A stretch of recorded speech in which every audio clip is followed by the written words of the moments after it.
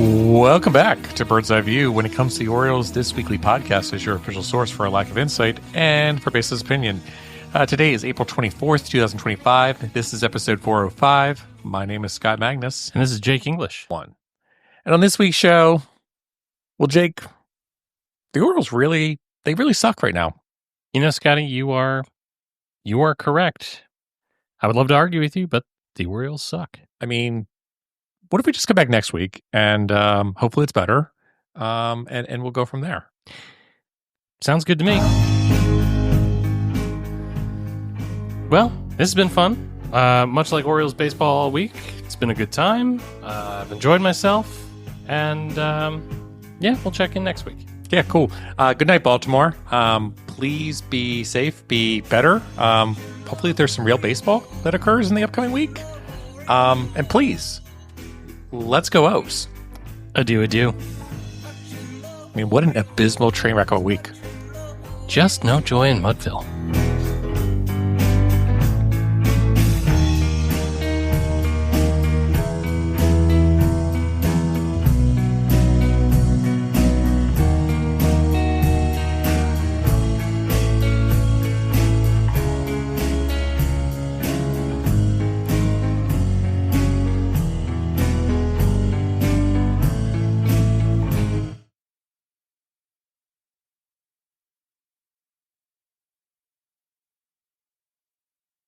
You're still here?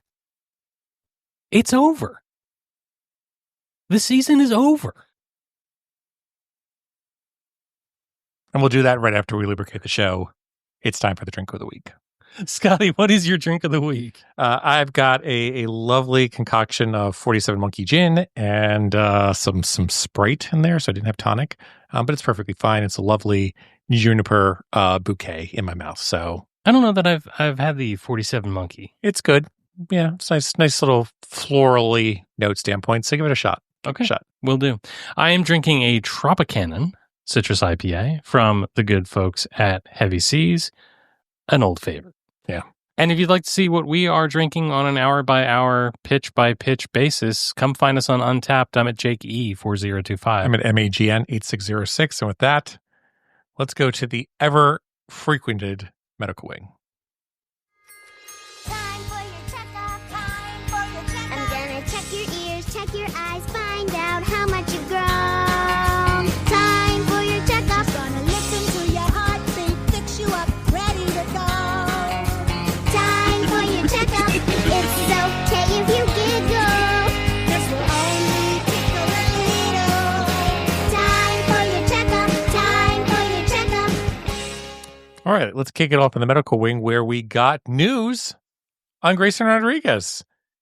After going and getting MRI imaging and after going out and getting a second opinion, the Orioles came back this week and said, it just wasn't just the tricep. It wasn't just, everything else that's been going on, but he's also got a lat issue, just like fellow pitcher Zach Eflin. And, we'll see what happens. He should get back on the mound, soon enough to kind of start throwing pitches again. But we're just going to have to see what happens. The language that I found to be super interesting was that Hyde said that he was symptom-free.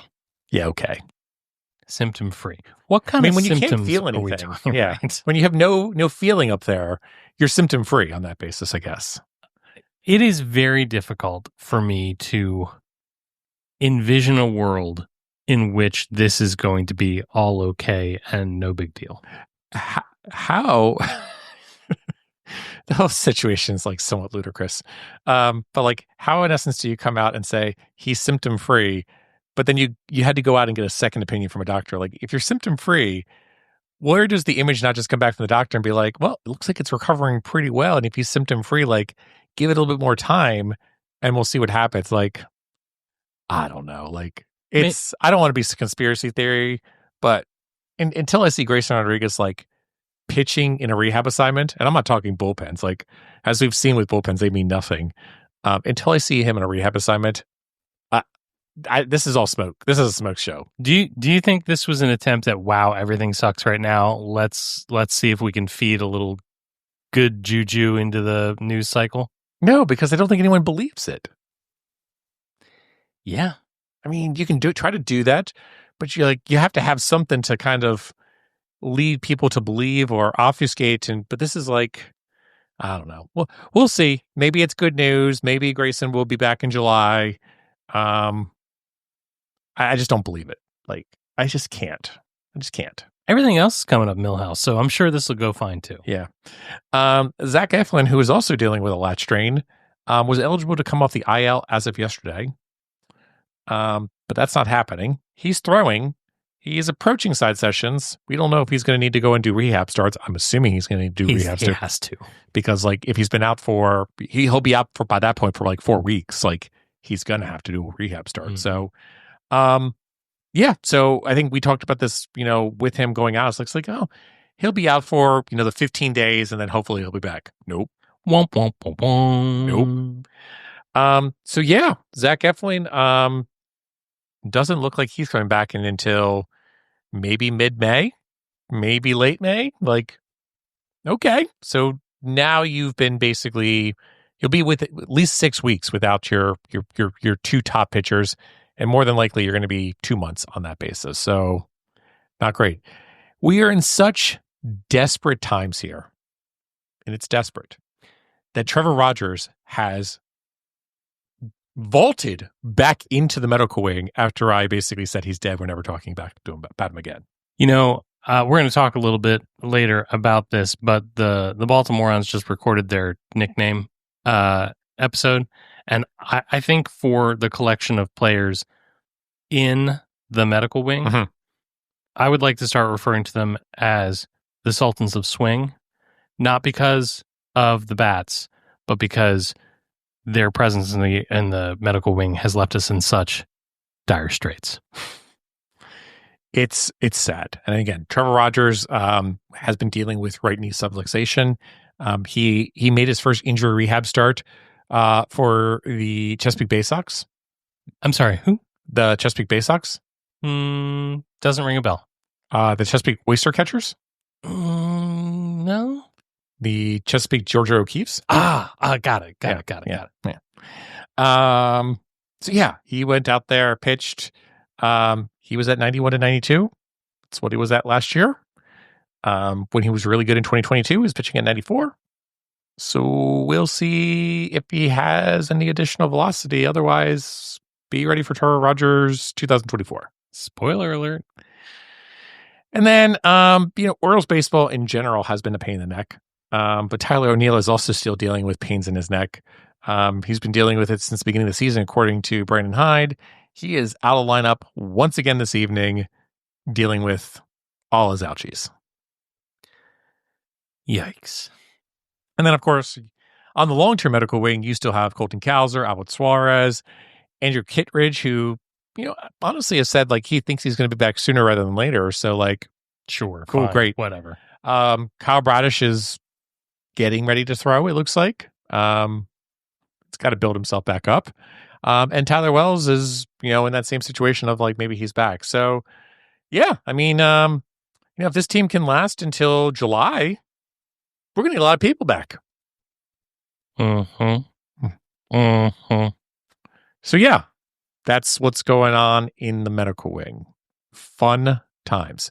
Why don't we go to 280 characters or less this week on the socials?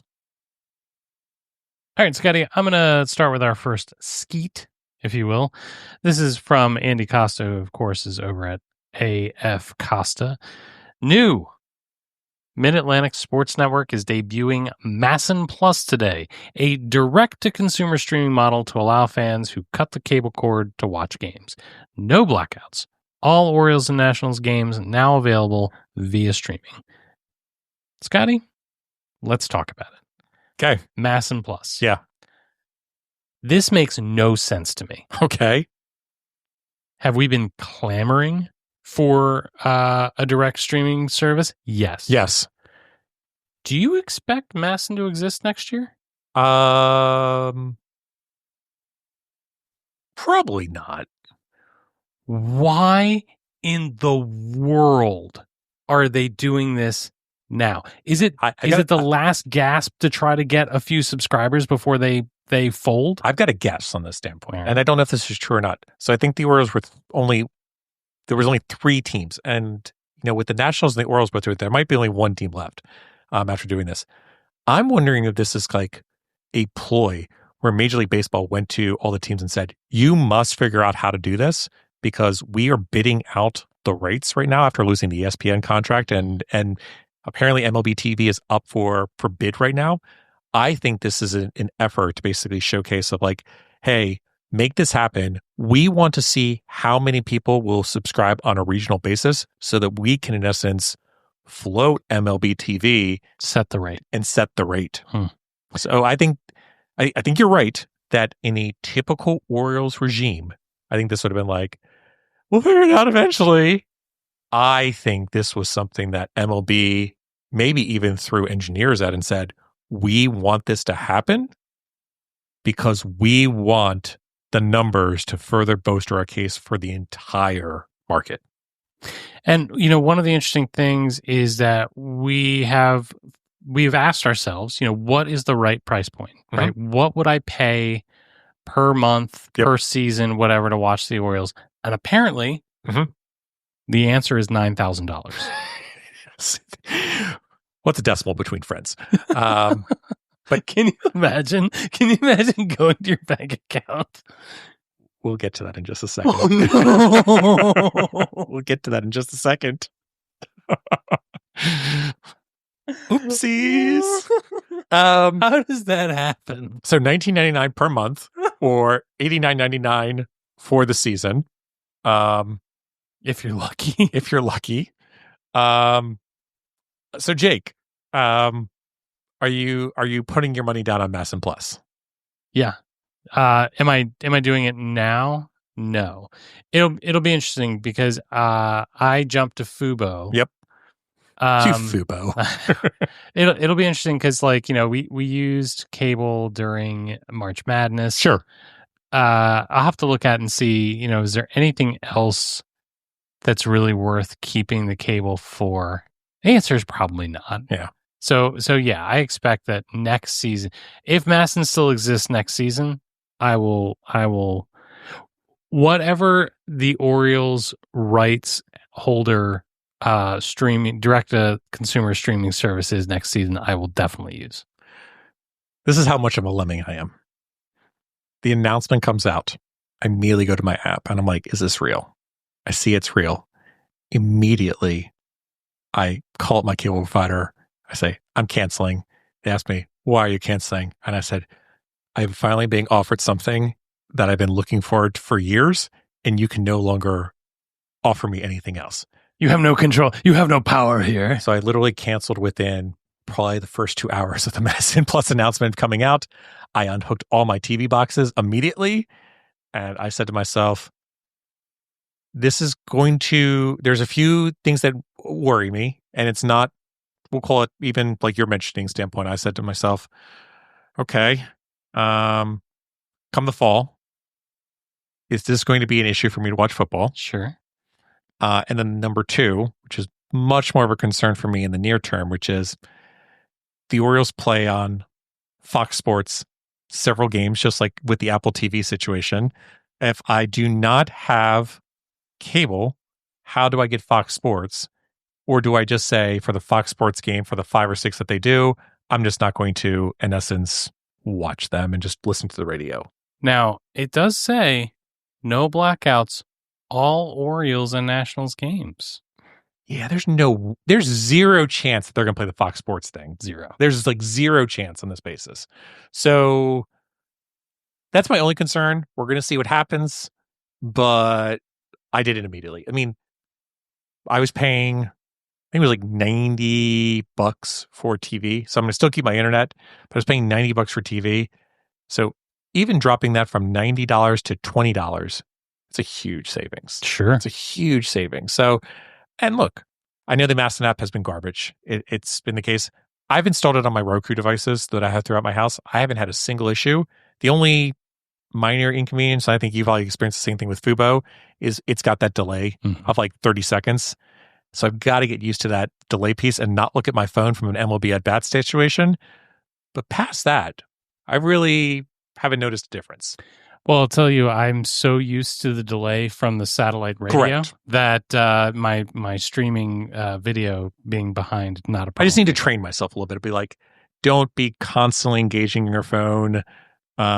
Check in every once in a while, but like try not to have the phone, which is just a weird quality. But it's probably a healthy quality on that basis as well. But yeah, I was lemming and bought the service immediately on that basis. Let's go to the next skeet, and it comes from Chirpingbird at Chirpingbird at bsky.social. Brandon Hyde really said, I'm really happy with how we played after last night's loss.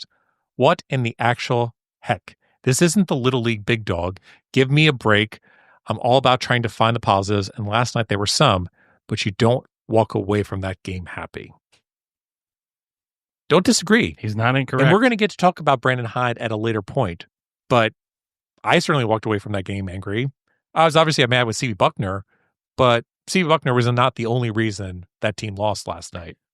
But I will be honest, there are so many games where I'm like, there's no way you could pay me to watch the post game show. Mhm. And then there are some games where I'm like, oh, I can't wait to see the manager. And this was one where I was like, I can't do this to myself. Yeah. All right, next, I really, for real, I'm going to bring up a skeet from Rich Dubroff. Is Rich Dubroff really posting on Blue Sky? I mean, yeah. He's got to have like a handler at this point, right? I don't think Rich Dubroff is big enough to have a handler. Can an AOL account actually get on to Blue Sky? These are the questions that I have. Here's my question.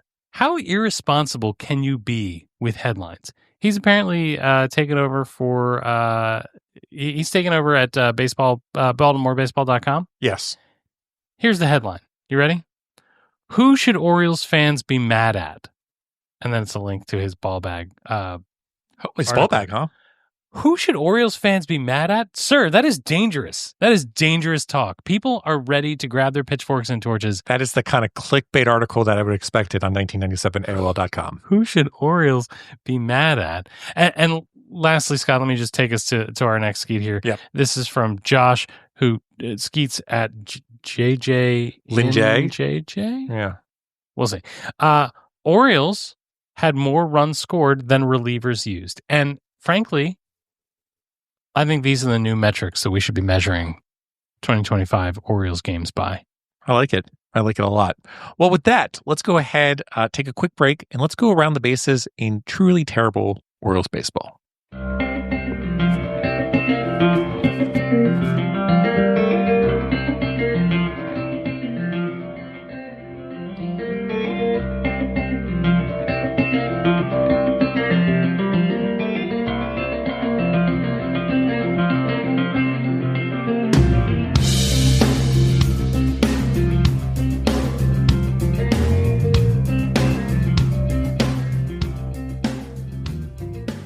Well, Scotty, everything sucks right now. It's not fun to watch Orioles baseball.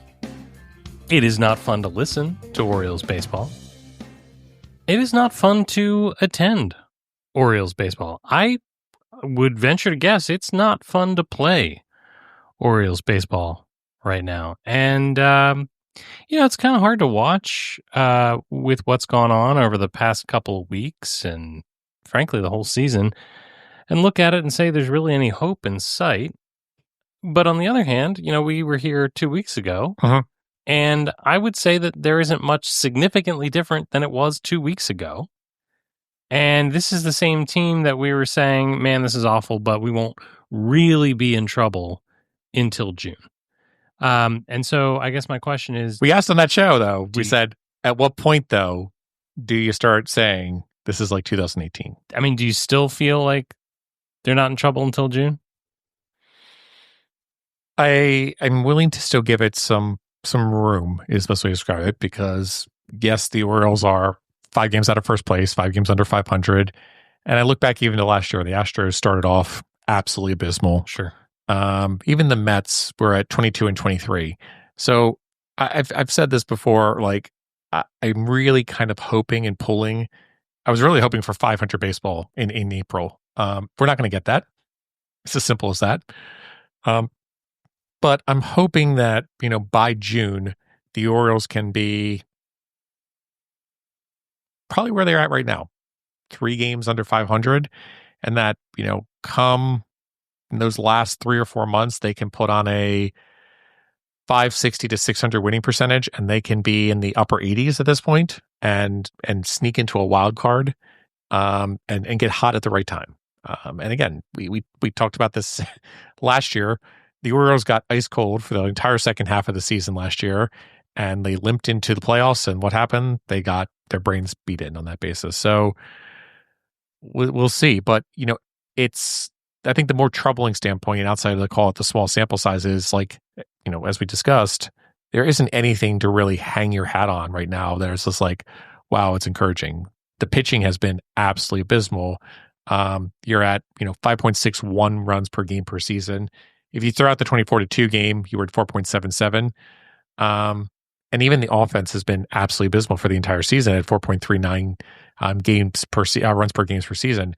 It has been better over the past 2 weeks at 4.88, but for a top, we'll call it 5 offensive team, this club is certainly not a top 5 offensive team. And that 4.77 is not great. But again, if this team was scoring 5.2 runs per game, that might be a little bit more manageable. But this team is not going to do well with the way they're playing both on offense and on defense, and with their pitching at this moment. Now, I have a legitimate orange pair of glasses. Yeah. I did not Sponsored to you by the Catholic Charities of Baltimore. I did not bring them this evening. By the way, condolences for your loss. I did not bring them this evening.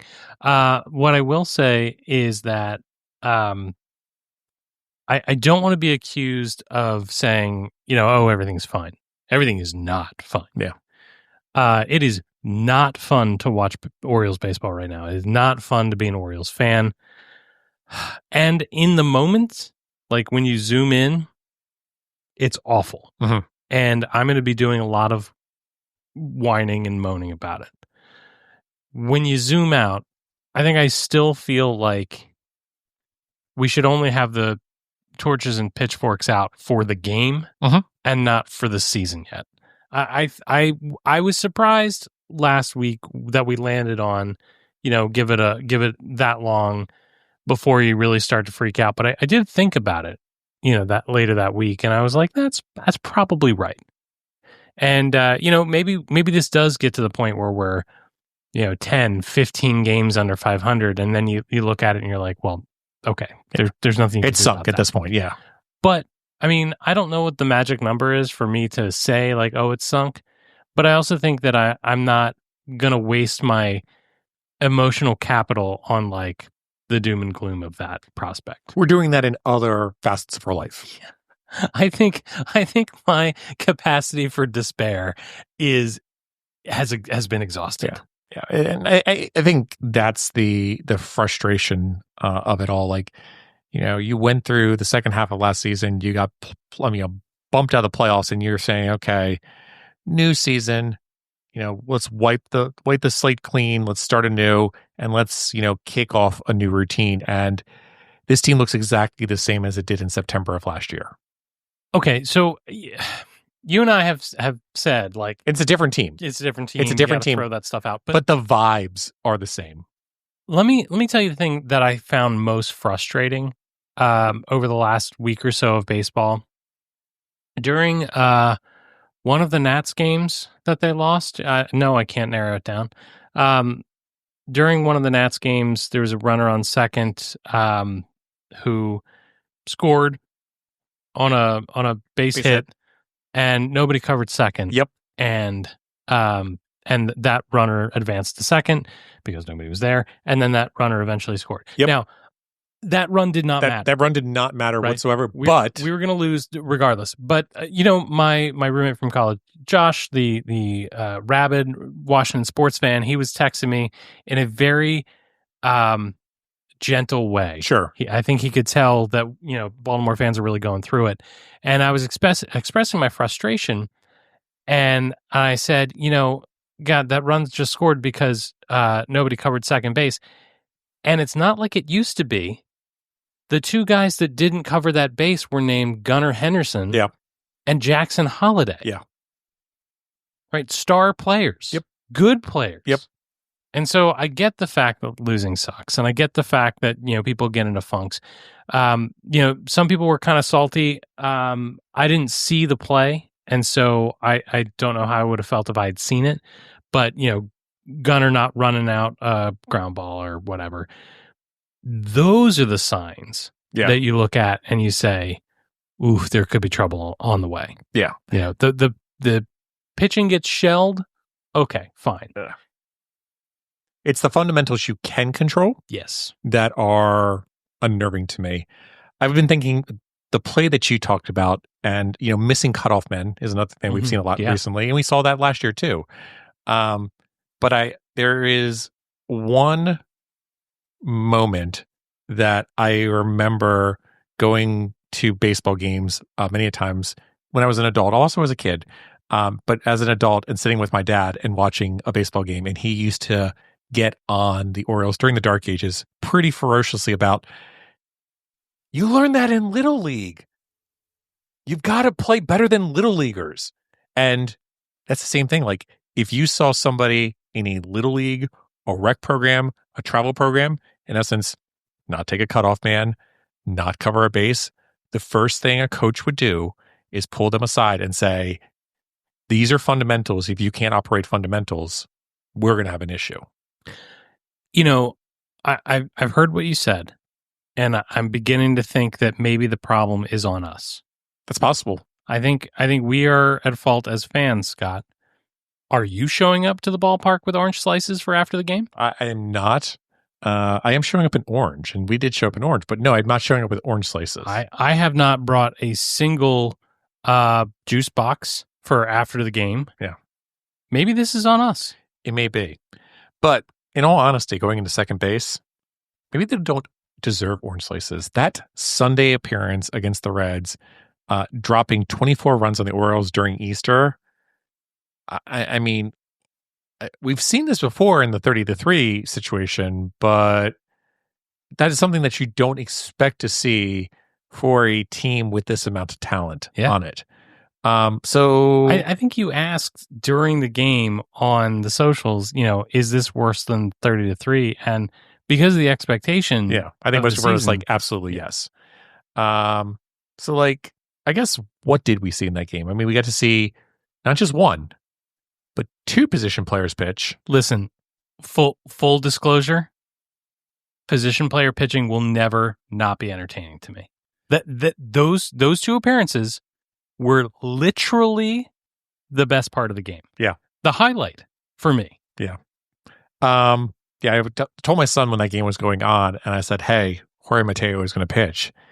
He said, we need to turn on TV and watch it, because this might be the only time that we see Jorge Mateo do something significant for this team.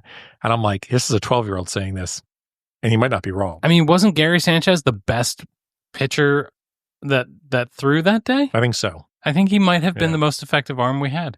I mean, we've talked about this before for the 30-3 game, but like at a certain point, you're just rooting for chaos. Oh, absolutely. On those games. Like when Mateo gave up the grand slam, yeah. Oh, it was even before that. Like when it was up like 14-1, I'm like, all right, let's see how close we can get to 30-3 on this basis. But yeah, we've already lost. Let's see something notable. But yeah, just I don't know. Like, what did you take away from that? I mean, I kept watching it, and I kept watching Morton, in essence, continue to spiral out of control.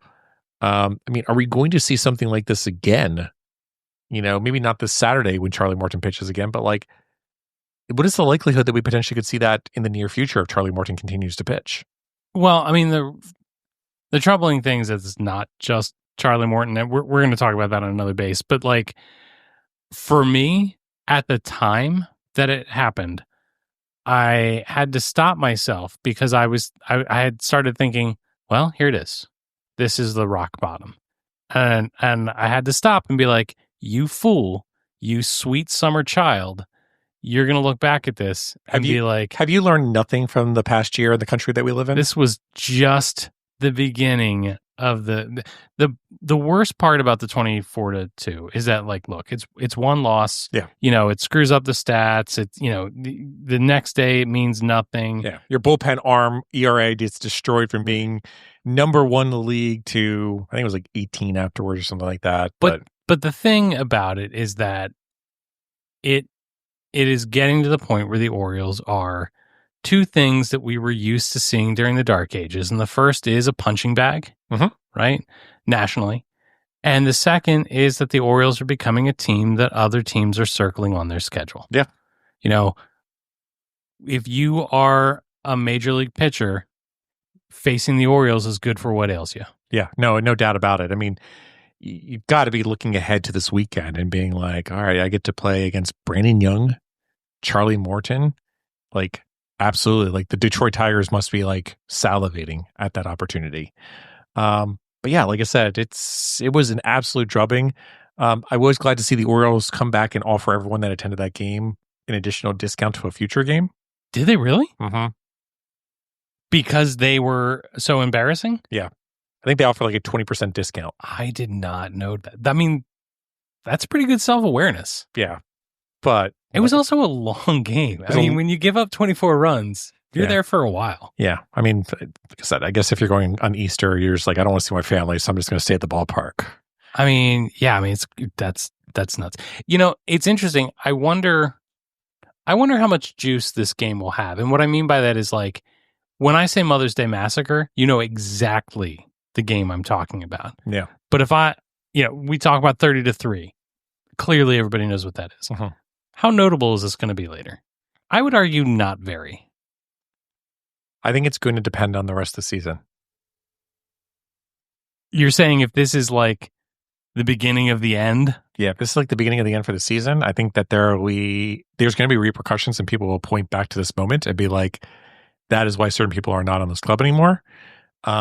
If the Orioles come back and have success, I think they might point back to this and be like, this was the bottom. They'll play that Jordan Westberg quote of like, we're really pissed off. We're not going to let this happen again.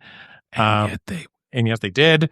So I think let's see what happens with the rest of the season. But I could see this being something that is, a point in time that people will remember about the 2025 season, either being as a turning point or being an affirmation on what was to become the 2025 season. Yeah, but I don't know if we're at the right spot for this. But I mean, let's talk about Brandon Hyde. Sure. I feel like I am like posturing myself as some sort of Brandon Hyde stan, and it's really not even that strong. Yeah. It's really not that strong. It's just that, like, I look at the way the games unfold, and I'm like, that's not a managerial problem. Or like, people will get upset about the lineup construction, and then the starting pitcher gives up 7 runs. Like, it doesn't even matter. If they were losing 4-3 games every night, it would matter. But yeah, I agree with you. Like, the starting pitching, you can't control. Like, the starting pitching is all on Elias. Like, let's just go out there. Like, the fact that you've got a rotation right now of all these given individuals is all on Elias. And yes, I mean, Elias is in a bad position here. Like, how could he have seen Grayson and Eflin going out at exactly the same time? That's tough for any team. But I mean, I think where people are upset about Brandon Hyde is just, we talked about before, the players seem flat. There seems to be missing fundamentals. Mm-hmm. There seems to be mental errors occurring. There's weird decisions being made with the lineup, and I'm sure some of that is coming from the front office as well. The quotes to the media and how he's responding to the situation is, I wouldn't say nonchalant, but I would say very Brandon Hyde-ish, which is very much like, which again, that's his personality. Muppet-esque. Yeah, Muppet-esque.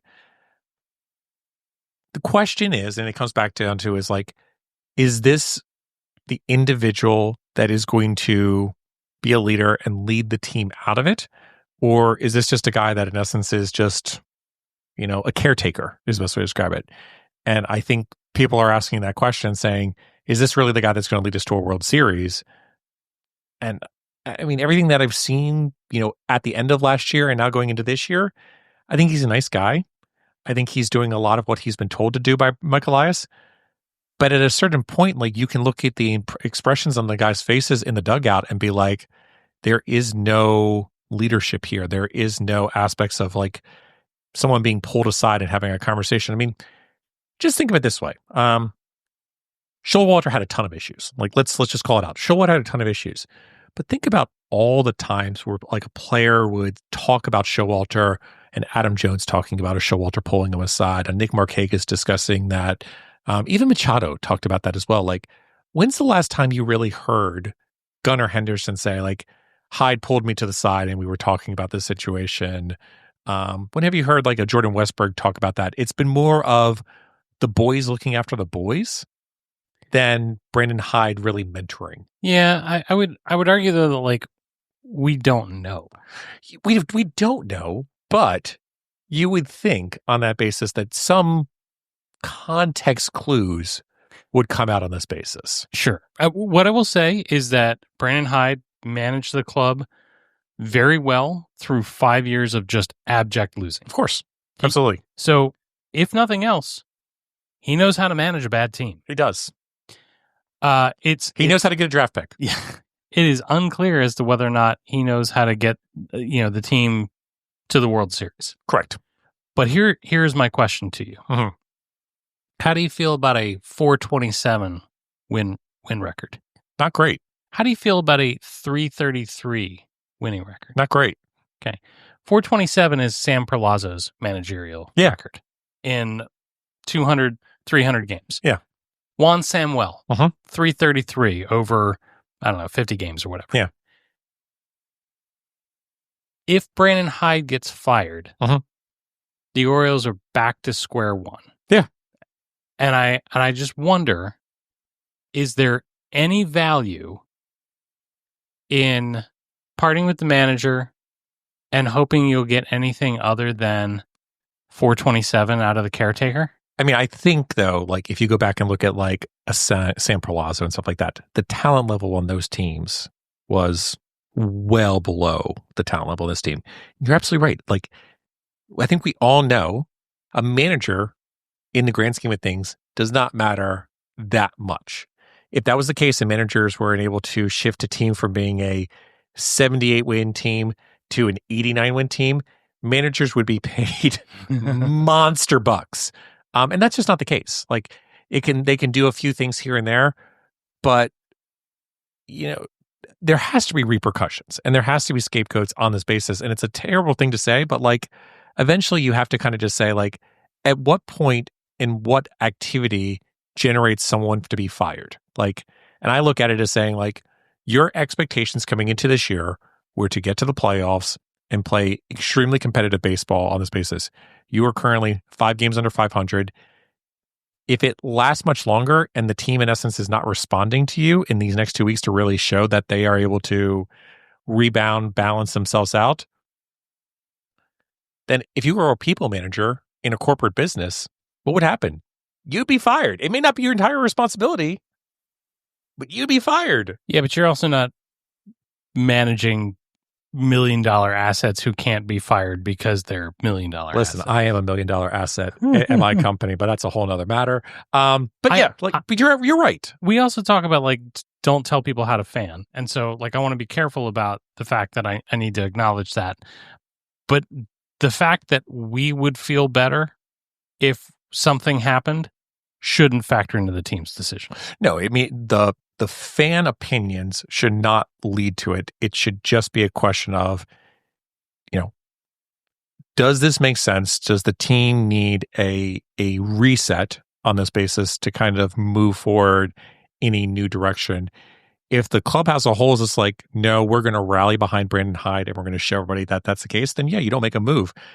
I don't get that vibe whatsoever listening to the players and everything. It sounds very much like we're looking out for each other, but we're not in this rally behind Brandon Hyde.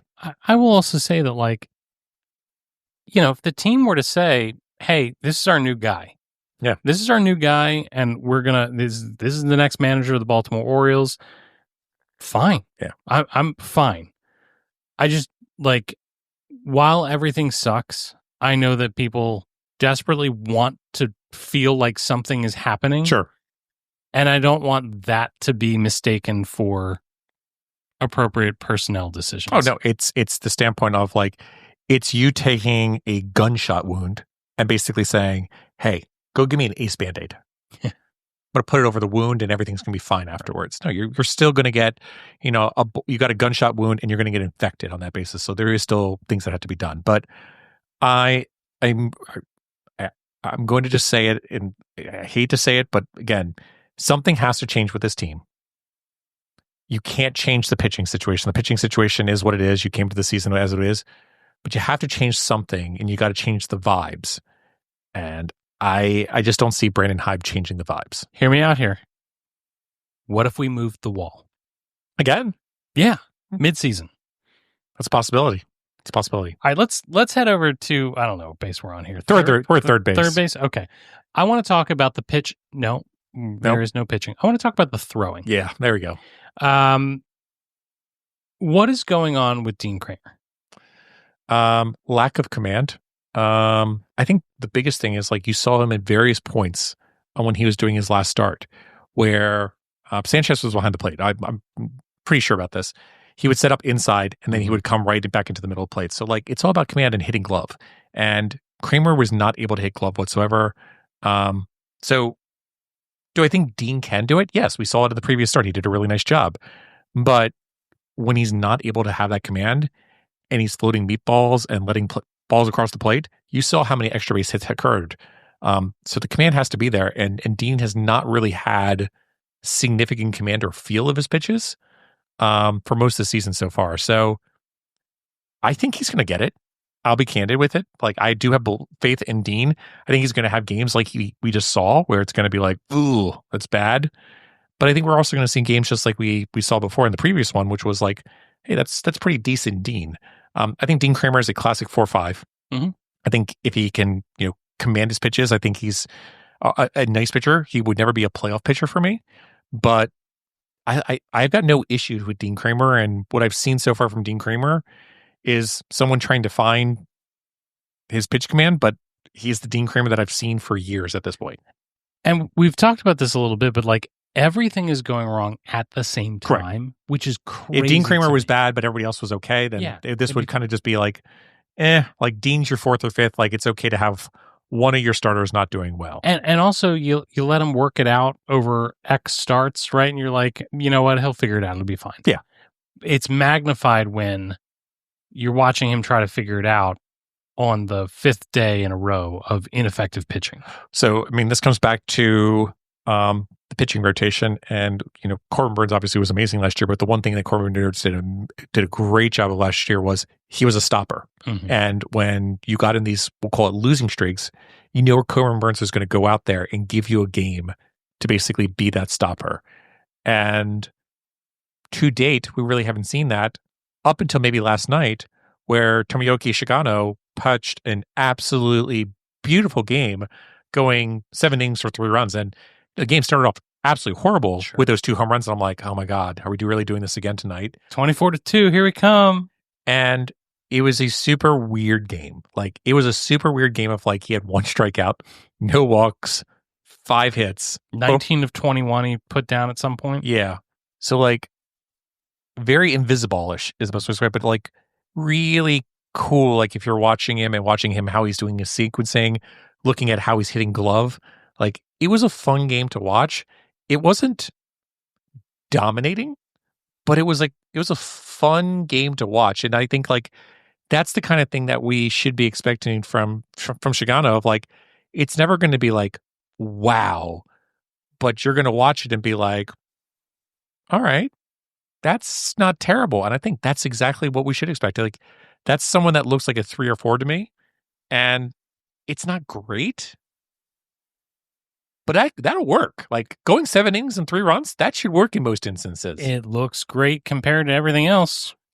We would have taken, even during the best of seasons, even in 2023 and 2024, we would have taken 7 innings with 3 runs any day of the week. 1,000%. I mean, it's a quality start. Even 6 innings would have been a quality start. But yes, I mean, that is a great start from Shigano. You got to kind of tip your cap to him. Like, that was a great start, and the team needed it. Like, the team, Yes. I know they lost. The team needed for one pitcher to go out there and demonstrate some level of competence. The offense needed it to be their fault for once. The offense has had a lot of issues on that basis as well.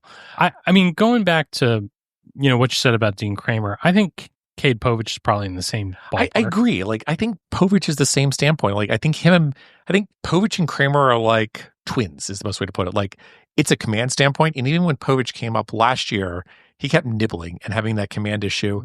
And he kind of got away from that and got a feel for it by the end of the season, and he got really good.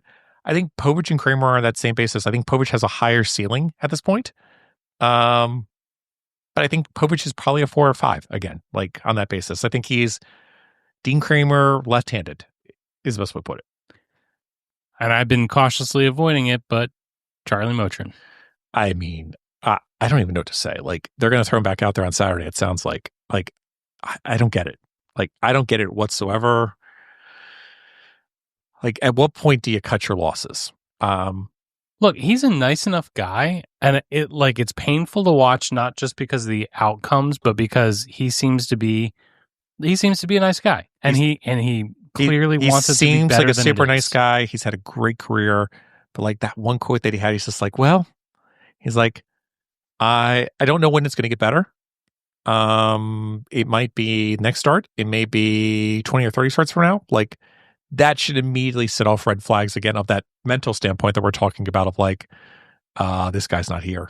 No orange slices for him. Yeah.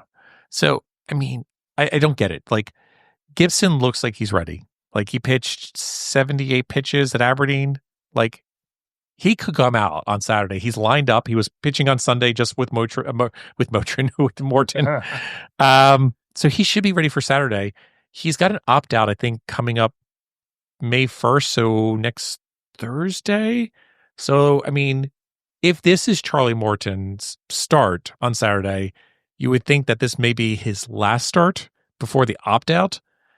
I just don't get it. Like, I don't get why you're risking it at this point. Just, if you can't sneak him through the IL and be like, we're going to send you to AAA to learn how to pitch, or get a feel for it, or get out of your head.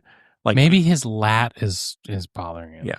I don't know how you don't, if you don't want to do that and Morton doesn't want to do that, I don't know how you just don't look at it and say, we're either moving you to the bullpen and we're going to have you do mop-up duty just like Ubaldo Jimenez, or you don't just say, well, that didn't work, $15 million down the drain, but it is what it is.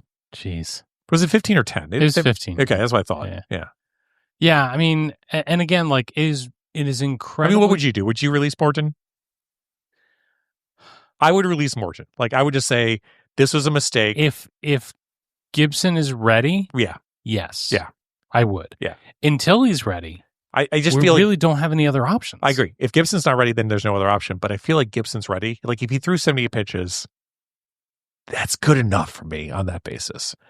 I mean, like, you're absolutely right. As soon as Gibson's ready, Morton should be DFA'd. It's as simple as that. And you're right that maybe he needs one more start. But man, like, it's going to be a brutal weekend. Let's go to better news. Let's go to, like, well, I'm not even sure if we can consider it better news, but let's talk home plate, and let's talk one of the best Orioles on the team right now, and that's Cedric Mullins. Cedric Mullins has been absolutely in fuego the entire season so far. There was a great article on Fangraphs from Michael Ballman. Highly recommend throwing a subscription to Fangraphs. Highly recommend reading this article from Michael Ballman. But he just talked about the aspect of like Cedric Mullins' plate discipline, how he's having less chase rate, how he's hitting harder line drives on this basis. And again, you just look at his numbers as a whole this year: 297 average, 441 on base percentage, good for a 452 WOBA, a 208 weighted runs created plus. He's had 6 home runs, which equates to, I think, about 44 home runs if he kept that pace. Obviously, he's not going to keep that pace. Only because he can't steal 44 bases, right? But I mean, the one thing that is just absolutely mind-boggling from a plate discipline standpoint is he's at an 18.3% walk rate right now. over his career, he's been at an 8.4% walk rate. So like he is seeing the ball better than he's ever before. And the BABIP is certainly a little bit higher than his career. His career's at 290. He's at 314 right now. So again, like, yes, like it's a little bit of luck, but in reality, like It's not crazy. he is seeing the ball great. He's got great plate discipline, and he's spraying the ball. Like he is hitting the ball to left field, to right field, and he's hitting it with enough power to make it go out of the ballpark. So, yeah, Cedric Mullins has been absolutely amazing, and it boggles my mind because like you look at this scenario, and this comes back to the whole vibe standpoint. You know, I understand Cedric Mullins is going to be a 30-plus outfielder going forward in the future. I know you've got Enrique Bradfield waiting to go in the minors. Enrique Bradfield also injured right now with a hamstring at Double-A. I fully expect that Enrique Bradfield will be on this club next year. However, why would you not say we're going to have Enrique Bradfield and Cedric Mullins? Yes, I know they're both left-handers, but like if Cedric Mullins is really that good in future seasons, you can always trade Cedric Mullins away. Like there's nothing to preclude you from saying, hey, Cedric, we're going to trade you. He won't have 10 years at that point. Let me make sure I got my count right. 1, 2, 3, 4, 5, 6, 7, 8. So he'll have 8 years as of next year, with a little over 6 years of service time. So he's not going to have the no trade clause on that basis. So like, why not offer Cedric Mullins right now a 3-year deal for $18 to $20 million? Like, why not? I mean, Do you think that gets it done? so let's look at his numbers. So yes, you're absolutely right. Like this year in Fuego, like ridiculous numbers. So like so far this season, he has a 1.4 F WAR. But if we go back to previous seasons, 2.3, 1.9, 3.6. He is more than likely a 2 WAR player, like going forward. At the pace he is right now, he's going to destroy that 6 WAR number that he posted in 2021. I don't think he'll get there. He might get to 4 this year. And maybe someone will say, yeah, like I'm willing to give him big money because like he's a 4 WAR player. But in reality, like we saw last year from Santander, like I think someone's going to give him 3 or 4 years. And I think that's going to be good enough. And I think honestly, like I think Cedric would be willing to take a hometown discount. Can I offer a unpopular opinion? Sure. You want Cedric gone. I don't want Cedric gone. I want the Orioles to be better at other things. Okay. I think that Cedric is 30. Yeah. And that he is having an amazing season. And he is, you know, the longest tenured Oriole. He is the lifeblood of this team. But I could imagine that contract looking bad next year. Oh, I could imagine it looking worse the following year. And if I'm the Orioles and I don't just have Bradfield in the wings, I've got Colton Cowser as next year's center fielder. Yeah, I understand that. Like, and if I'm the Orioles, or no, just as an Orioles fan, God love Cedric Mullins. He's the only thing worth watching right now. But sign some of this young talent. Yeah. Sign some of this young talent. And if you want to say, oh, and we'll also sign Cedric Mullins, okay. Well, but if they sign Cedric Mullins and then they can't manage to strike a deal with Adley Rutschman, that'll be bad news. But even if the two are not connected. Yeah, I can't, like I said, I can't connect the dots on this standpoint because, like, we're talking $15 million. Like, we're talking a drop in the bucket. Like, it is such a piddling amount of money. Like, we're talking Charlie Morton money. But I also don't think that gets it done because this is his last deal. I realize it's his last deal. And like I said, he's going to want to get a good amount of money. So like, let's take a look to see what he's making right now. Like, I think he's making 8 this year off the top of my head. Mm-hmm. He's making 8.7 this year. So if you come back to him and say, we're going to give you 18 million, I'd be very surprised if he didn't say, I'm willing to take $18 million guaranteed over 3 years. Coming back to your point, if he starts next year and he has a 1 WAR season or a 1.5 WAR season, he's going to get like $10 to $12 million. So like, why not take the guaranteed money? Like, he's not going to get $25 to $30 million. He's not a $25 to $30 million player. Mm-hmm. He is at best, a $20 million player. So like, why not take the guaranteed money? Like, I wouldn't be mad to see it. Don't get me wrong. Yeah. I wouldn't be mad. I just, this is one that I could look at if he walks at the end of the season. If the Orioles say, thanks for the service, said, I could look at that and I could say, that's a very defensible business decision. I can understand it from a business decision standpoint to a certain regard. However, outside of Tyler O'Neill, you have nobody contracted for the future. So I understand this aspect of like, hey, we want to make sure that we have money for Adley Rutschman. Hey, we want to make sure we have money for Gunnar Henderson. Hey, we want to make sure we have money for Jordan Westberg.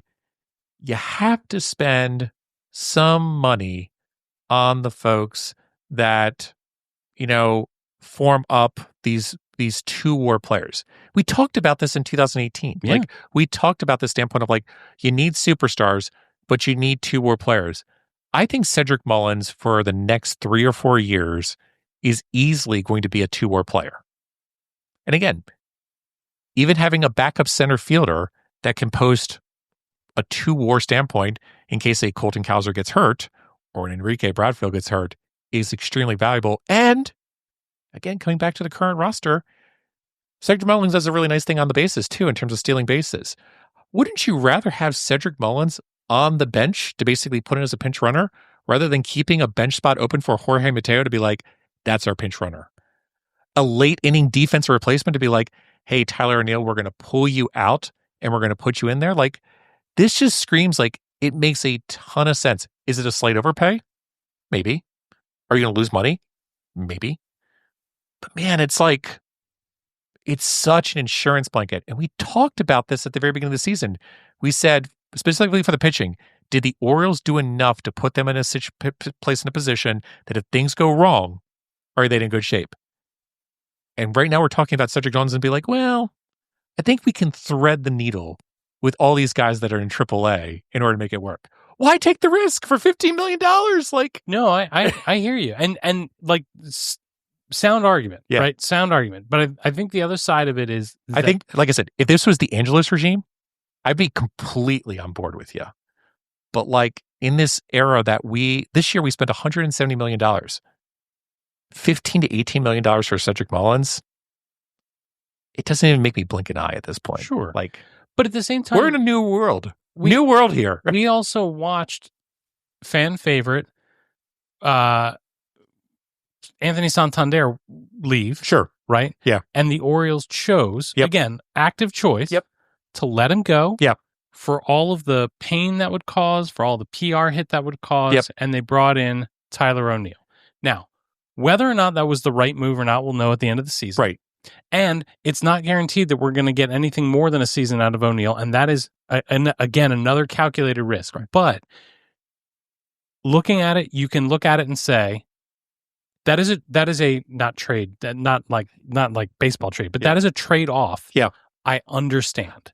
And so if they let Ced walk, and they bring something of value of what you're talking about, I can look at that and say, that's okay, rather than the overpay because of my feels. That's all. Yeah. And I think, Santander and Cedric, in my mind, are at a similar equal value, is the best way to put it. In terms of, let's go to the WAR standpoint again. Like, if Mullins is a perennial 2 WAR player on that basis, Santander should be at a similar standpoint in being a 2 WAR player over his career. I mean, I'll pull it up really quickly, but 3.3, 2.6, 2.3. I'd say that's similar on that basis. The one thing that I think Mullins has going for him over Santander is age 30. He plays right field and DH.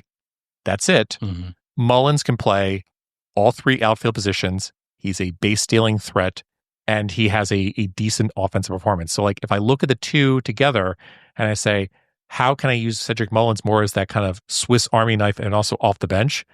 To me, I love Anthony Santander, and I think he has immense value. To me, Mullins is a much more valuable player for supporting the entire foundation of a team than an Anthony Santander. Yeah, and to your point, I think, just a point, Cedric Mullins, when he's going, can be a middle of the order guy. Cedric Mullins, Absolutely. when he's not going, is fine being a lower order guy. Right. Cedric Mullins, when he's going, can be a top of the order guy. Yeah. So Swiss Army knife is exactly offensively the way to. And again, you can him. sit him on that basis. Like you can be like the Jorge Mateo standpoint, but like Cedric's cold right now. We're going to sit him for a little bit, and we're just not going to play him, and that's okay. Like that can happen. I just see Cedric as like, and again, coming back to the vibe standpoint, you cannot tell me that if the Orioles announced an extension right now for Cedric Mullins, that not everybody in that clubhouse would be there for the extension signing and would be like, all right, like they're finally investing in it. Would anything happen from it? Probably not any additional signings, but like I think the clubhouse would be invigorated to see one of their fellows get a contract. I think it would fix Charlie Morton. Let's not go that far. I believe that we would have to pass 3 trials, and we would have to select the correct cup in order to choose wisely, in order to make Charlie Motrin pitch like he did in his 30s. Fair. But on that basis, Charlie Morton could only pitch well if he was behind the seal. As soon as he crossed the seal, he would return back to his old form. I just want him to feel bad about it, because only the penitent man shall pass. Yes. Welcome to Bird's Eye View. All right. Well, let's get to Fantasy Boss and see who won this past week. We doing this bit again? Where's the music, Scotty? Well, apparently it was a push this week. So yeah. I picked Mountcastle. You picked O'Neill. In terms of dongs, The category was dongs, and we were gone for 2 weeks. 2 weeks. Yeah. And only one dong from each. So here's the question. Do we double down on dongs, or do we pick a new category? I mean, are we going to hit home runs ever again? I don't know. I'm not sure. How about this? Let's double down on dongs, but let's roll over Mountcastle and O'Neill for this upcoming week. Okay. But you get to pick one additional player. Well, because O'Neill's got a neck problem. Oh, that's right. That's a good point. Let's pick 2 new players each of us, and we'll go from there for the upcoming week. Okay. Who may be alive this week for the Baltimore Orioles? This is going to sound terrible. I almost want to pick Ramon Urias. I feel like that has as good a chance. You can pick Jorge Mateo if you want. I certainly can. I'm gonna go Adley. Okay, so Adley, and who's your other? Oh, for dongs? Yeah, you get to pick 2. I will avoid chalk for the second pick. I'm gonna go Laureano. Okay, so you're going Laureano and Adley. I am going to go with Silent J. Okay. And I'm going to go with Jordan Westberg. We will see who owns it. With that, let's go ahead and sneak into the good, the bad, and the ugly.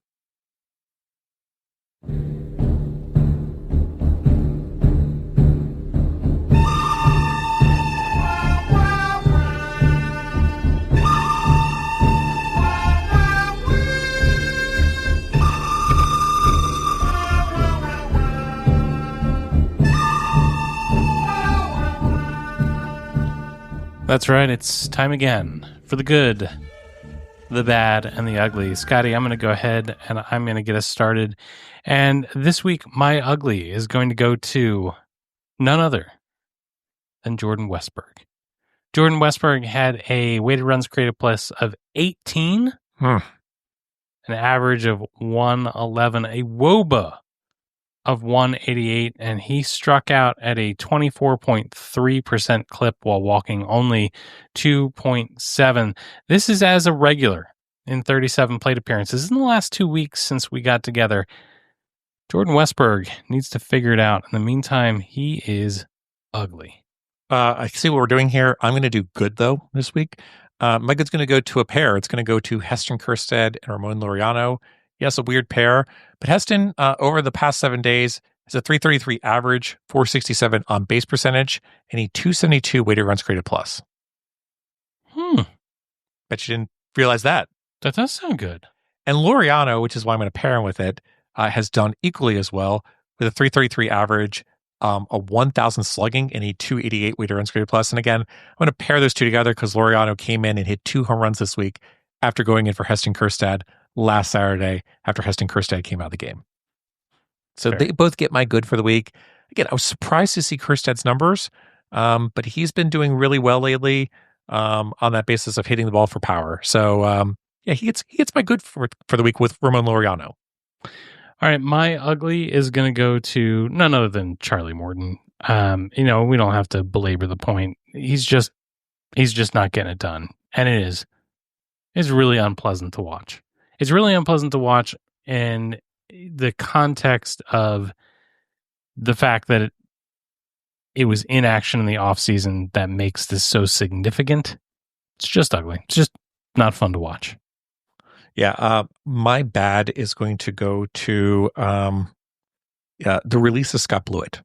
I'm not super pleased on it. I mean, I watched him come out and pitch, and I was very pleasantly surprised watching him pitch. And I'm surprised that the Orioles were not able to, in essence, make some other move to maintain him on the roster. So that was disappointing. He's now with the Atlanta Braves, but he looked good in that brief appearance. So not super happy with the Orioles that they kind of let that slip through. One could say they blew it in the process. So they get a bad for that. Yikes. All right. My last ugly for the week is going to come down to that defensive play that we already talked about with the Orioles not covering second base. That is the stuff that hurts. Mm-hmm. That is the stuff where it's just truly ugly. When you can look at it and you can say, this is a team that is way too talented for this. Are they too talented to be as lackluster at the plate as they are now? Yes. Are they too talented to be giving up 24 runs in a game? Yes, of course. But they are certainly too talented to be falling down on the fundamentals that end up costing you. This is the stuff that is truly maddening. And this week, it was ugly. My ugly is going to go to Anthony Santander's replacement. It's Tyler O'Neill, who in 18 plate appearances posted an 063 average, 111 on base percentage, and a negative 50 weighted runs created plus. Look, we said at the very beginning of the season, we weren't sure how Tyler O'Neill was going to be utilized. We weren't sure if he was going to be an everyday player, if he's going to be more of like a 400 plate appearance player. Obviously, with Colton Cowser being out, there really is no way to get Tyler O'Neill really out of the lineup, except, in this current instance where he's hurt. And Tyler O'Neill is fighting through it. Do I expect that Tyler O'Neill is going to get hot at some point? Yes. But for right now, he is taking some absolutely abysmal and ugly plate appearances. He's got a 50% K rate at this given time. So it's not even like he's hitting the ball in play. He's just ugly at the plate. And he's got to get it turned around. Like, I know we've talked about, a Jordan Westberg, a Gunnar Henderson, and Adley Rutschman, but this was your individual that was supposed to replace an Anthony Santander. If he can't hit for a similar number to Anthony Santander, this lineup becomes much weaker than it was last year. So, yeah, I completely agree. Like, you've got to pull for the foundation, but you also have to make sure that the players that you have in there that replace your players of old meet up with expectations of players of old. So, Tyler O'Neill is ugly, and he's got to get it up to speed very quickly in order to make sure this offense starts to score some more runs. What a pain in the neck. Yeah. All right. Well, let's go ahead and finish this off, and we can go ahead and blow the save.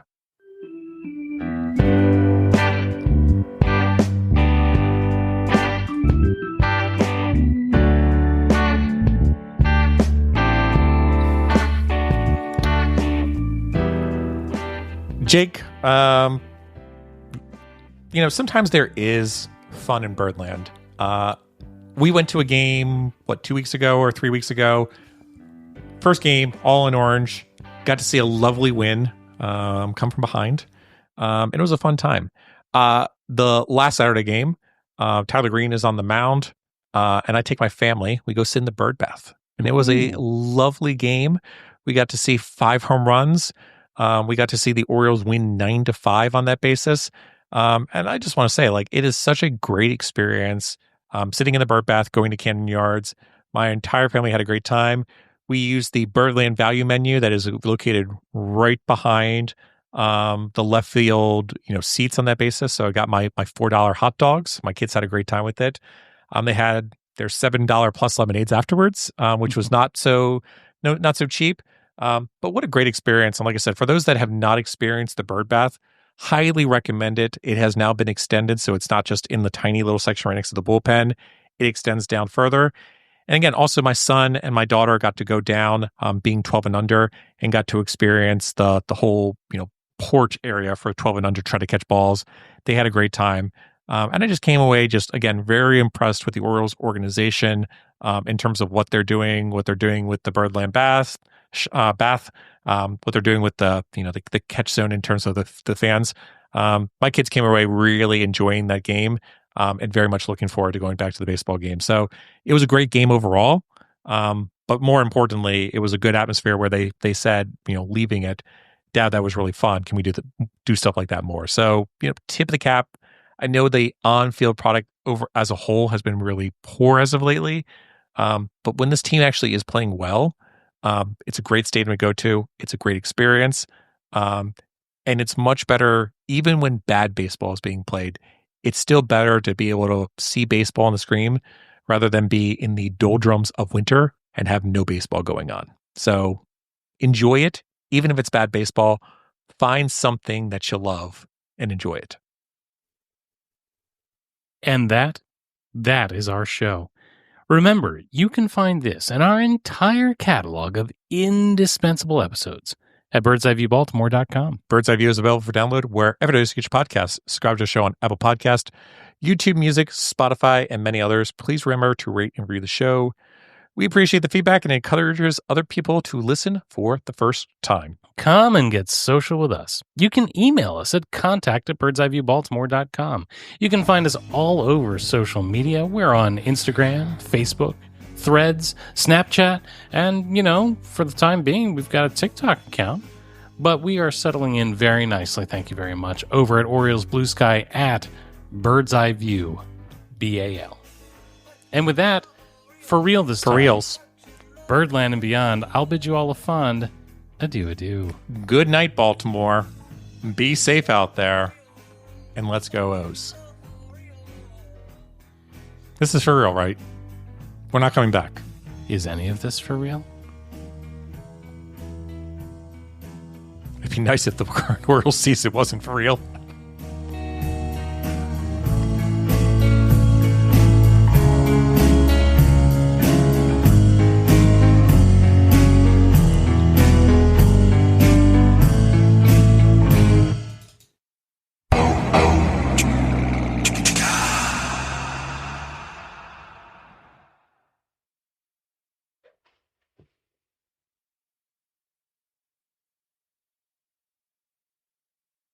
You're still here? It's over. Go home. Go.